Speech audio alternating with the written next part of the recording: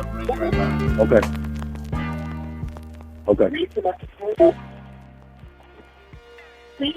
All right, everybody. I'm back.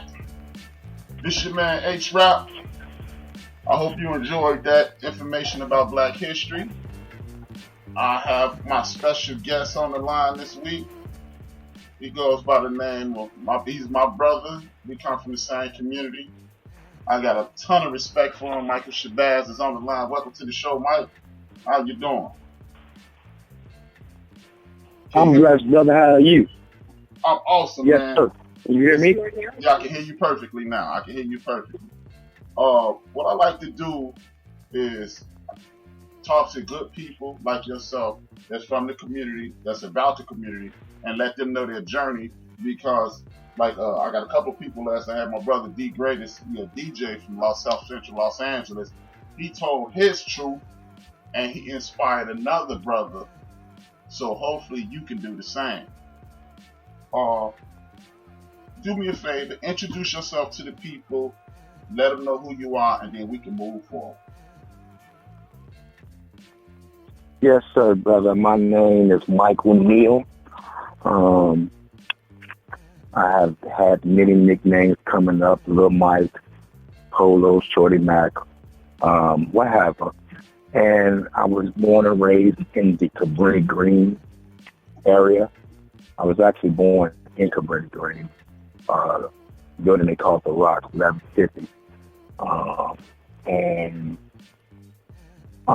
Through life, I had the opportunity to live and learn.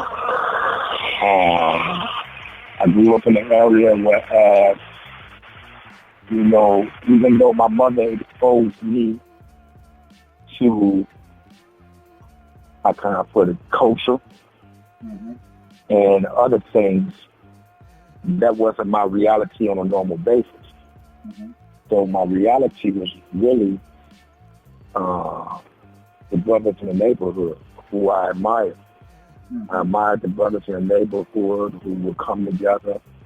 And, this day and age, you would call them gangs, but we didn't see it like that. We seen them as our protectors. They had discipline, they had structure. They protected our women. There was consequences for brothers that went against the bylaws for the organization. And they took it to heart. And many of those brothers, they became pseudo family members to brothers who didn't have the father, who didn't have that home life. So it was another form of family. And I don't regret nothing about that, brother. A lot of people that have matriculated through whatever achievements in life, they want to have their past as a badge of shame. I don't. When I say I don't, brother, was I involved in my neighborhood organization? Very much so. I was involved to the point where I loved it. And you couldn't convince me as a young man that I didn't love it. I always fell in love with the law.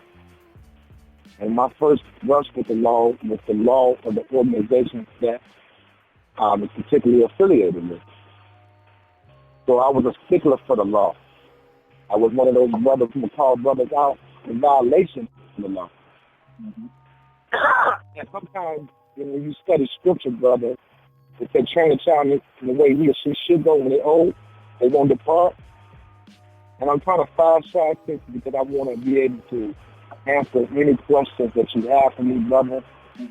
But law, spirituality, and striving to be family-oriented was instilled into me as a child. And unbeknownst to me, I end up in the law enforcement community, which all three of those things I found out to be my ministry. So when I got into law enforcement, by me being totally 360 degrees opposite of law enforcement, that I didn't know that I was exactly on point with law enforcement, I remember how I was treated by law enforcement, and I made a vow to myself. I would never treat my people in the manner in which I was treated when I didn't have the credentials. And I wear that with a badge of honor, brother. I have had the opportunity, and I'm saying opportunity, blessed. There's some brothers that were, but I'm not going to say I locked them up. The activities locked them up, but I was the vessel that put the cuffs on them and process the paperwork or what have you, and they spent time. But when they got out, I'm one of those brothers, I forget my gun at home a lot, brother, because that's not my weapon that protects me, it's my God. But when these brothers get out, they see me. And whether I'm at a lounge or whether I'm eating, hey, that brother over there, I got his deal. Why? Because I didn't talk condescending to my brother who is my brother, who made a mistake. And we all prone to it. And we all have different consequences for our mistakes. But our mistakes leaves us no room for judgment of none of our brothers. None of them. The worst brother who commits the worst act, if you study our brother, he got some good in him. So the job ended up becoming my ministry. And in it, yes, I got forces that I work with, brother, that I can see why there's a love-hate relationship between the community and law enforcement. I can see it. But there are also some brothers in law enforcement that if their heart is not identical to mine, it's better. It's better. See? These are the brothers I learned from. You know, and you have to be able to do your job to maintain some type of integrity, but to let the brother and sister know, hey, man, I just made it. You know, in this endeavor, but you can make it somewhere else. So that's who I am, brother. And this is why I'm so passionate about our community. And my whole philosophy is not one man will be able to change the condition of our community, but if we come together, we can start to produce change, and then we got to get rid of certain barriers. Okay. Barriers meaning titles. I'm a Muslim. I'm a Christian. I'm Hebrew Israelite. Okay, be all that, but be my brother. That's the first title. Preach, brother, preach. Okay, so, for those, I got people all over the country who listening, and for those who don't understand what me and my brother Michael was talking about, we come from a neighborhood that is legendarily dangerous. Cabrini Green Project, for you guys that don't understand what that means, most of us have seen the TV show Good Times. That's the neighborhood me and my brother comes from. And as he stated, he came from a situation to whereas he was a major contributor to a street organization, because we're not going to call them gangs and organized crime. As he stated, these people didn't start these organizations to be terrorists and to portray them, to terrorize a community. It was started for protection.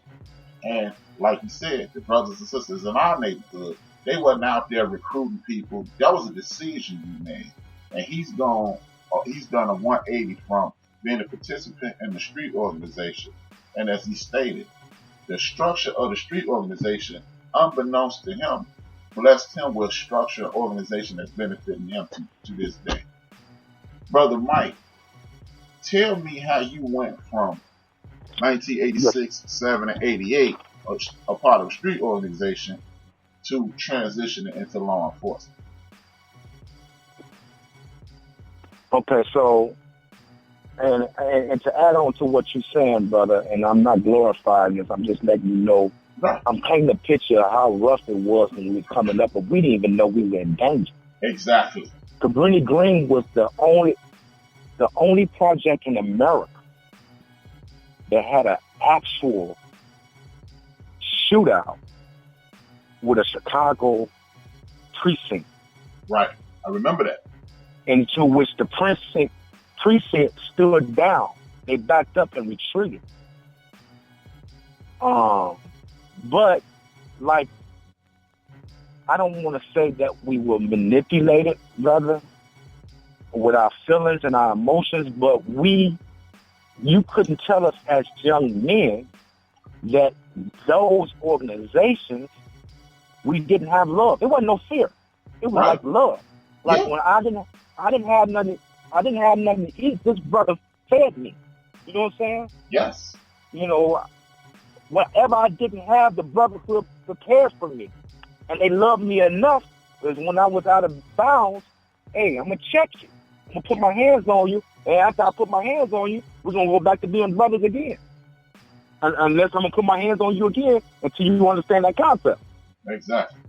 You know, the scripture says, foolish people hate chastisement and correction, while wise people love it. So, in it, brother, that gave me all type of structure. So when I went into the military, brother, with this blind love for this organization, I went in the military wanting to share that type of love everywhere. So I was recruiting.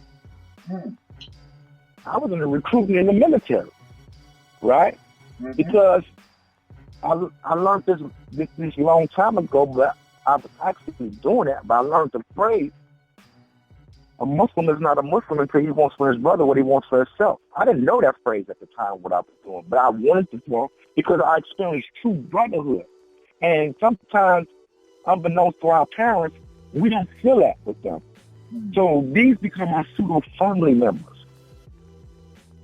These brothers become our pseudo-family members. And when the brothers say, I die and kill for you, you see examples of that, I mean, it really drives it home. So, you know, Brian, I always played basketball well. So when I came home from the military, I still was involved into a little bit of the organizations, but I'm starting to get older now, and I'm starting to see the criminal element was more important than the love. So I started retracting.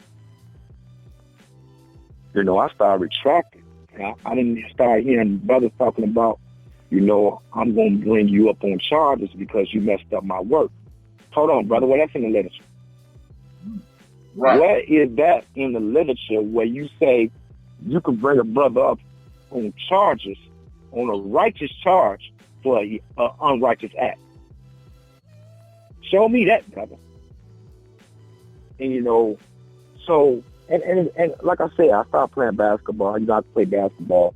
I started creating little groupies and blah, blah, blah, unbeknownst to me. And this one brother in 1996 came to me. He said, you know, every time I want to play ball, you come get me. I want to play ball with you. He said, brother, he said, I wanted to take this police test, but I'm scared. I'm nervous. He said, would you take it with me? I said, man, I don't want to be no police. You know, all my interactions with the police, I ain't never been in jail or nothing like that, but I have been put on the ground. I have been put, you know, humiliated and all that stuff. So I had a bit of taste for the police. And he was like, no, brother, please take this test with me. So he was that shy type of dude. And in my early age of understanding, some brothers just need that motivation. Okay, use me as your motivation, brother. I'll take it with you. Well, unfortunately, or fortunately, however you look at it, I passed, he failed. And even through the whole process, brother, you know, I didn't think these people were going to hire me. But, you know, I was joking through the interview, but they loved it. They loved the authentic me. I didn't come in there pretentious and trying to be overly impressed. And they end up hiring me, brother. And in it, I found my ministry. And here's the miraculous thing. All the brothers that I grew up with, that I was on the streets with, instead of repelling for me, they championed me on like one of ours made it. And these brothers told anybody, if you ever come at him with any illegal, any improper proposal, we'll cut your head off for him. If one of ours make him, let him make it, and let him make it unpolished. I mean, polished. Don't paint him. So I love that about the brothers, man, and they meant it, because I thought